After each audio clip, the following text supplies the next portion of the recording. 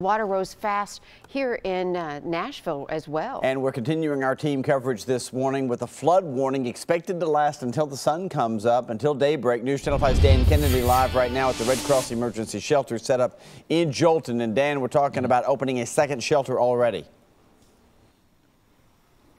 Yeah, they had 61 cots set up inside, but as this flood waters receded, it looks as if they aren't going to need all 61 and perhaps not even need a second shelter.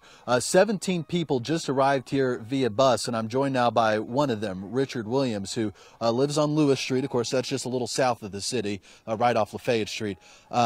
You've lived there 3 years, never had a flood like this. Just walk me through what you experienced overnight.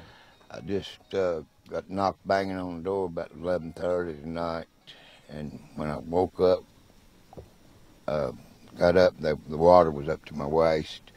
Water was up to my wife's hospital bed, and I called 911, and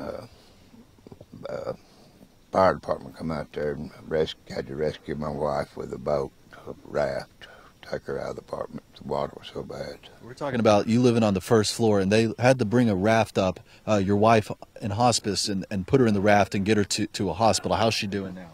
I haven't talked to her. I don't know.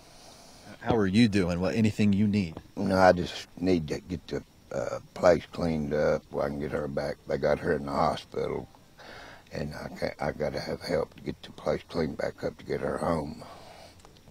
You're your wife's primary caretaker, and it seems to me the most important thing is just having a livable situation for her. Yes, sir. I'm her caregiver to get her back home. How high was that water on you? Up to my waist. And this is Precious, your dog. Precious doing okay? Yeah, she's doing good. All right. Richard's just one of many people who had to leave their homes overnight. You just heard it, 11:30, middle of the night, when many people are sleeping. The fire department and first responders had to use a raft to get his wife out of the house safely, to get him out safely. Wife now at St. Thomas Medical Center receiving treatment, and he is now here at this shelter, First Baptist in Joelton, where they have accepted about 17 people now. They're on cots. They're going to get a nice warm breakfast. They have coffee for them, and at 8:45 this morning, they'll be bussed back to their apartments, where they then begin a list of services available to them, as the cleanup process is only just beginning for many of these families. Now we're going to send it over with continued coverage to Blake Rosnowski. Good morning, Blake.